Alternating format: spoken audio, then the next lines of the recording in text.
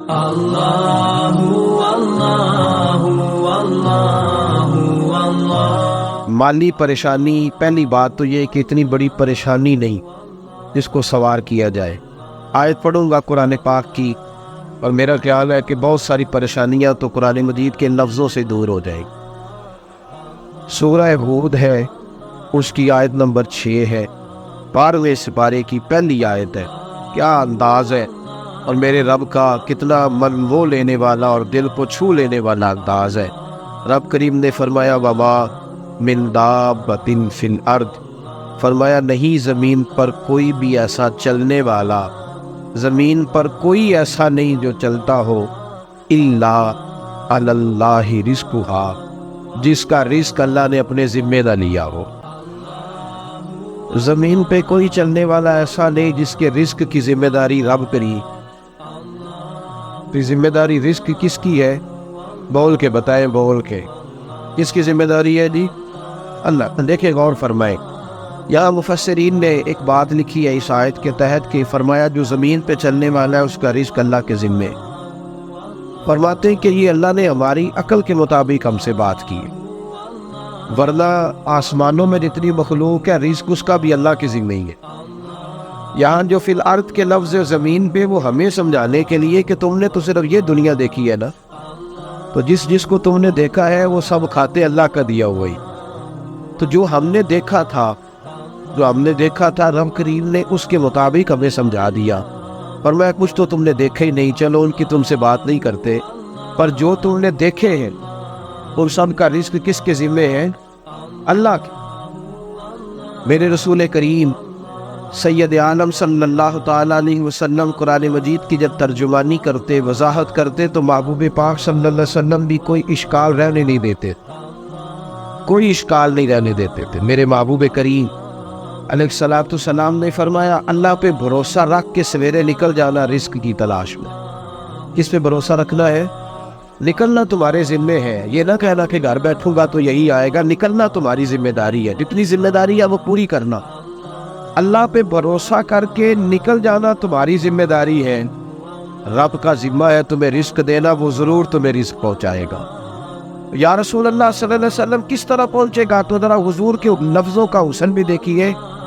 نبی پاک صلی اللہ علیہ وسلم نے فرمایا جس طرح موت تمہیں ڈھونڈ لیتی ہے نا کہ تم کہاں موجود ہو، جب وقت آتا ہے تو انسان پاکستان میں ہو تب بھی آ جاتا ہے، جدہ میں ہو تب بھی آ جاتا ہے، مکہ میں ہو یا مدینہ طیبہ میں وقت پھر بھی آ جاتا ہے۔ پر میں جس طرح موت تم جہاں بھی ہو تم تک پہنچ جاتی ہے نا، اس طرح تمہارا رزق بھی تم جہاں موجود ہوتے ہو اللہ وہاں پہنچا دیتا ہے، پہنچا دیتا ہے۔ تو یا رسول اللہ صلی اللہ علیہ وسلم کس انداز میں؟ تو فرمایا نکل جانا تمہاری ذمہ داری ہے۔ فرمایا سویرے پرندے بھی نکل جاتے ہیں، اور شام کو جب لوٹتے ہیں تو اللہ انہیں پیٹ بھر کے روزی عطا فرماتا ہے، حالانکہ ان کو نہیں پتا ہوتا ہمارا کارخانہ کہاں ہے، ہم نے کہاں جا کے مزدوری کرنی ہے، ان کو نہیں پتا ہوتا کہ ہمارا دفتر کہاں ہے، ہم نے کس آفس میں بیٹھنا ہے، ان کو نہیں پتا ہوتا کہ ہم نے کہاں جا کے مال خریدنا ہے اور کہاں سے ہم نے پھر اس کو دوبارہ بیچنا ہے، انہیں خبر نہیں ہوتی۔ اللہ پہ بھروسہ کر کے نکل جاتے ہیں۔ نکلنا تو تیرے ذمے ہے کہ نہیں؟ فرمایا وہ تو ڈیوٹی کر، شام کو اللہ جو رب پرندوں کو روزی دیتا ہے وہ تجھے بھی عطا فرمائے گا۔ میں کہتا ہوں سوچ کتنی کمزور ہے اس آدمی کی جو کہتا ہے کیسے ملے گا، کتنی کمزور سوچ ہے۔ جو رب بیل کو روزی دیتا ہے، بکری کو روزی دیتا ہے، اس زمین اس دھرتی پہ اگر بسنے والا اونٹ بھوکا نہیں سوتا، چلے یہ تو پالتو جانور ہوتے ہیں، اس دھرتی پر بسنے والی اگر بلی اور کتا روٹی کھا کے سوتے ہیں تو تو اشرف المخلوقات ہے۔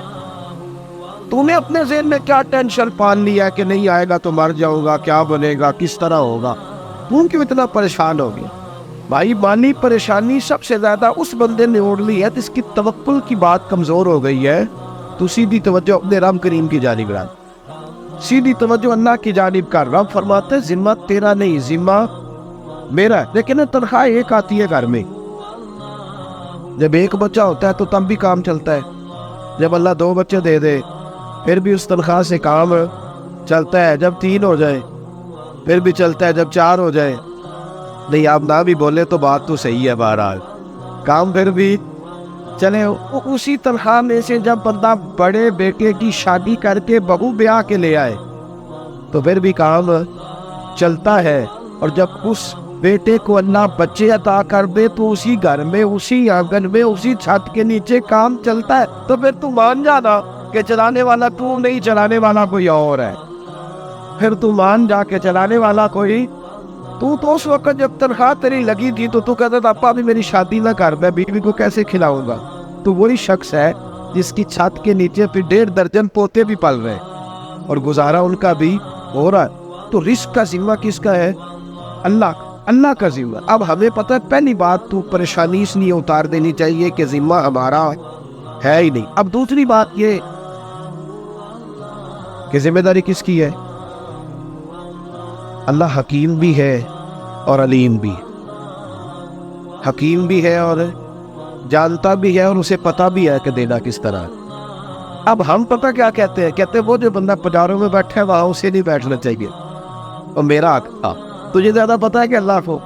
بول کے بتا نا کس کو پتہ زیادہ ہے. کیوں جی؟ تو آپ اصل ٹینشن پتہ کب لگتی ہے؟ جب بندے کہتے ہیں نہیں وہ پجاروں میری تھی, میرا حق تھا.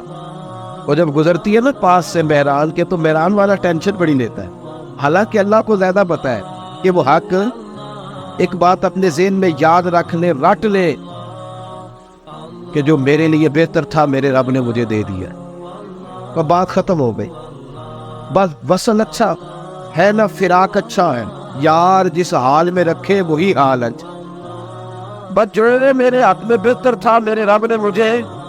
مسئلہ یہ ہے کہ تو اس پہ راضی رہنے کو تیار دی. حضرت علی کرم اللہ تعالیٰ وجہ الکریم نے میرے نبی پاک کی ایک حدیث بیان کی ہے, اور جناب علی جب یہ حدیث بیان کیا کرتے تھے تو حضرت مجاہد فرماتے یوں لگتا تھا کہ جیسے حضرت علی ہمیں ہر پریشانی سے نکال رہے.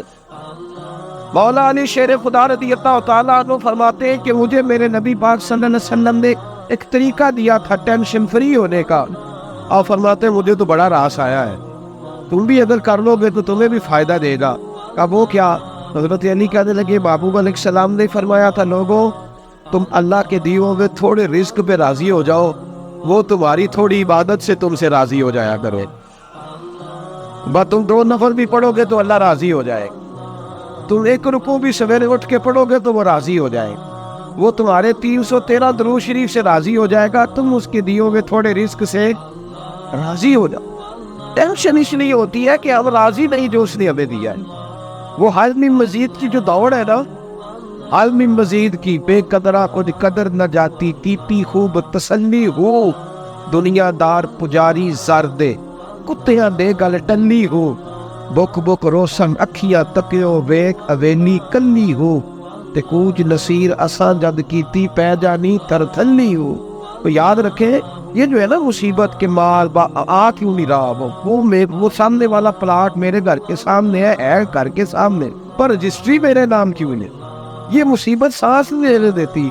موٹر سائیکل کھڑی کرتا ہے نا جب آ کے دکان سے روٹی کھانے آتا ہے, دفتر سے گھر آتا ہے, کاروبار سے آتا ہے, تو جہاں موٹر سائیکل کھڑی کرتا ہے وہ ٹینشن بڑی ہے کہ کبھی میری ہو جائے نا یہ والی جگہ, تو میں یہاں بھی بورڈ لگاؤں اپنے نام. اس نے مالی پریشانی پیدا کی. تو جس حال میں ہے, کیونکہ تو نے اپنا یہ حال خود نہیں بنایا, جس نے بنایا ہے وہ بڑا بہتر جانتا تھا کہ تو اسی حال میں اسے اچھا لگتا ہے.